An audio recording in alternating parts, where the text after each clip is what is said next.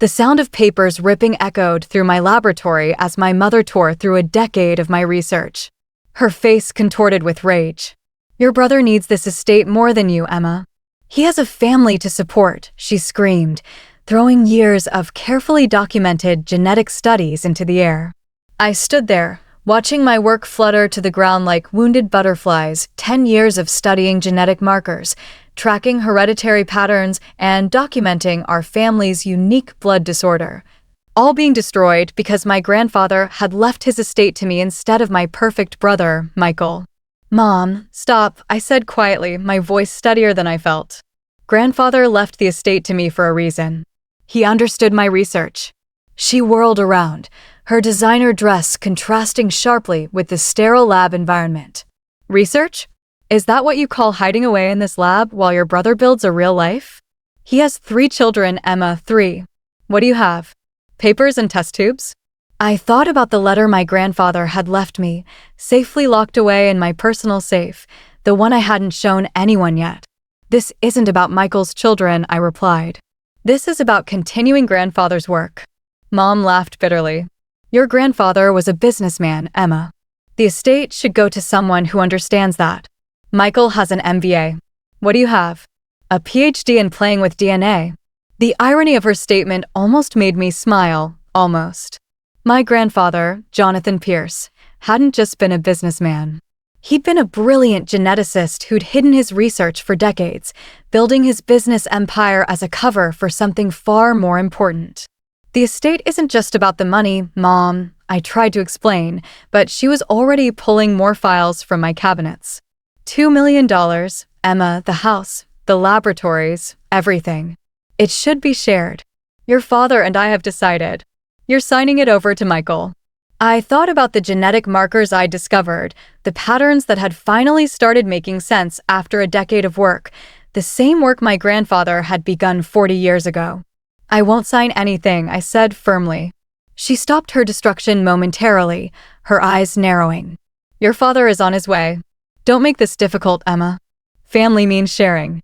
"Family means understanding," I corrected her, "and you've never tried to understand what I do here." The lab door burst open as my father strode in, Michael trailing behind him with that familiar smug expression. "Emma," Dad's voice boomed through the space, "this ends now. Your brother needs this estate. You're being selfish." I looked at Michael, standing there in his expensive suit, successful real estate developer with his perfect family and perfect life. He had no idea what our grandfather had discovered, what I had confirmed through years of research. None of them did. "The lawyers will be here tomorrow," Dad continued. "You'll sign the papers, or we'll contest the will. Your choice." I smiled then, actually smiled, which seemed to unnerve them all. "Actually, I called the lawyer myself. He'll be here in an hour. There's something you all need to see." "What are you talking about?" Michael spoke for the first time, his confidence wavering slightly. "Grandfather left me more than just the estate," I said, walking to my safe. "He left me the truth about our family, about why he chose me to continue his work." Mom started gathering the scattered papers, probably realizing too late that she'd destroyed important documents. "What truth, Emma?" "Stop being dramatic." I pulled out my grandfather's letter and a sealed envelope he'd left with his lawyer. "The truth about why our family has a history of blood disorders, why certain traits only show up in certain branches of the family tree, why he spent 40 years studying genetics while pretending to be just a businessman." The color drained from my father's face. "Emma, whatever you think you know." "I know everything, Dad," I said quietly. "And in an hour, so will everyone else." Grandfather made sure of that. The hour that followed was tense. Mom tried alternating between threats and guilt trips, while Dad made phone calls in hushed, angry whispers. Michael just sat there, his smugness replaced by something that looked almost like fear. When James Morton, our family lawyer, arrived carrying a thick folder and a grave expression, I felt a strange sense of calm. Everything was about to change, but I was ready. I'd been ready since the day I found the first genetic marker that confirmed my grandfather's suspicions. "Shall we begin?" James asked, setting his briefcase on my desk, carefully avoiding the scattered papers my mother had thrown everywhere. I nodded, pulling out my own research files, the backup copies I kept in the safe, away from my mother's reach. Yes, I said. I think it's time everyone knew what grandfather discovered. The lawyer began pulling out documents, including DNA test results my grandfather had ordered years ago. As he laid them out one by one, I watched my family's faces change from confusion to disbelief to something close to horror. The truth about our family was about to come out, and there was nothing any of them could do to stop it. The tension in the laboratory was suffocating as James laid out the final document, a DNA test from 1985. My mother's hands were shaking, and my father looked like he might be sick.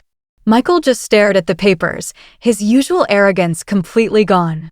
As you can see, James began, his voice professional but gentle. Jonathan Pierce conducted extensive genetic research on your family line for over 4 decades. His findings were significant.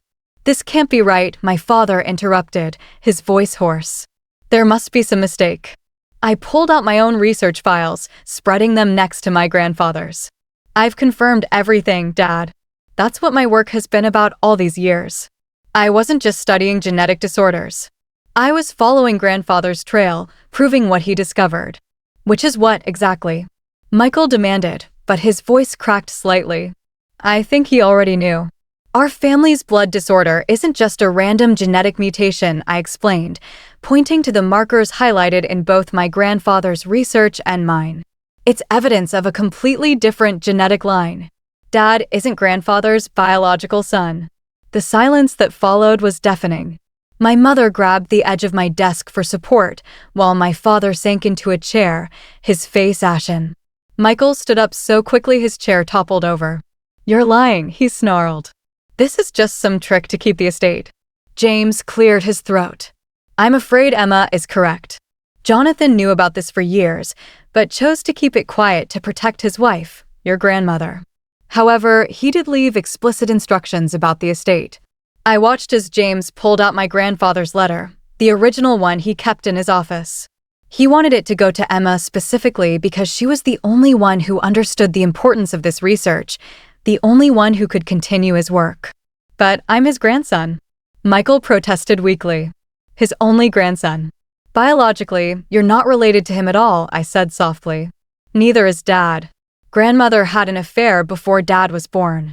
Grandfather discovered this when he started researching our family's blood disorders, trying to understand why they didn't follow normal inheritance patterns. My father stood up suddenly, his face red with anger. You had no right to dig this up, no right to destroy our family like this. I didn't destroy anything, I replied calmly. I simply finished what grandfather started. He wanted the truth to come out, but he wanted it handled carefully, scientifically. That's why he left everything to me. Everything, my mother whispered. James nodded. The estate, the laboratories, and, most importantly, all of Jonathan's research data. He was more than just a businessman. He was a brilliant geneticist who used his business success to fund his real work. Emma is his chosen successor. I walked over to my research station, pulling out a final file. There's more, I said. Grandfather's research wasn't just about our family. He discovered something crucial about genetic inheritance patterns that could revolutionize how we treat certain diseases. That's what I've been working on, taking his initial findings and developing them into something that could help people. My mother laughed hysterically. Help people? You've just destroyed your own family. No, Mom, I've revealed the truth. There's a difference. I turned to Michael, who was still staring at the DNA results. This doesn't change that we're siblings, that we grew up together. It just explains why grandfather chose me for this work. Because you're not really his granddaughter either, Michael spat. Actually, James interjected, Emma is Jonathan's only biological grandchild. Everyone turned to stare at me. I pulled out one final document, my own DNA test that grandfather had done secretly when I was born. Mom had an affair too, I said quietly, watching my mother's face crumble. With grandfather's youngest son from his first marriage, my biological father. That's why I inherited his genetic aptitude, his passion for research. That's why grandfather took such an interest in my education, why he encouraged my scientific pursuits. The truth hung heavy in the air, decades of secrets exposed under the harsh laboratory lights. My father looked broken, my mother couldn't stop crying, and Michael just looked lost.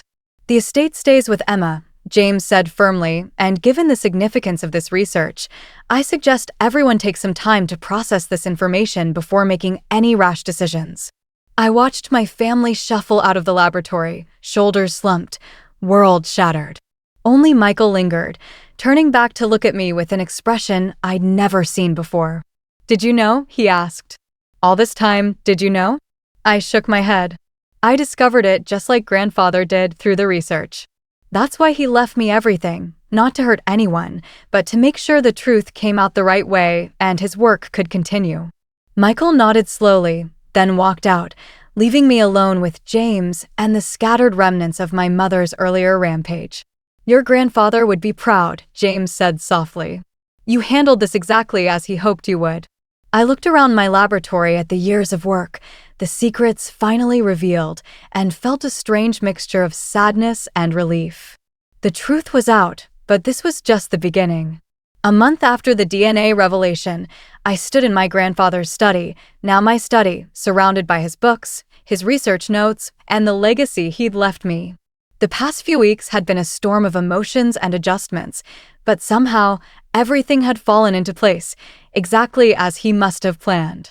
My father hadn't spoken to me since that day in the lab, choosing instead to throw himself into his work, avoiding family gatherings and ignoring my attempts to reach out. Mom, surprisingly, had gone the opposite direction. She showed up at my lab 3 days after the revelation, her eyes red from crying. "I never told anyone," she'd whispered, "about James, your real father. I thought I'd taken that secret to my grave." "Grandfather knew," I'd replied gently. "He knew, and he still loved you, still protected you. He just wanted the truth to come out after he was gone." She broke down then, telling me everything, how she'd fallen in love with James, grandfather's son from his first marriage, during a summer when he'd come to help with the family business, how they'd tried to resist, but couldn't. How she discovered she was pregnant just after James had died in a car accident. "Your grandfather figured it out when you were about 5, she explained. "You have the same way of looking at things that James did, the same passion for science."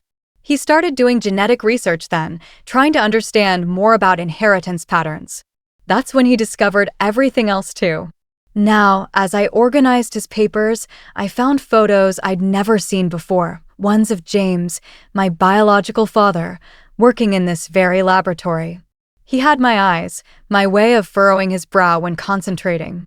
In one photo, he and grandfather were bent over a microscope, both grinning with excitement over some discovery.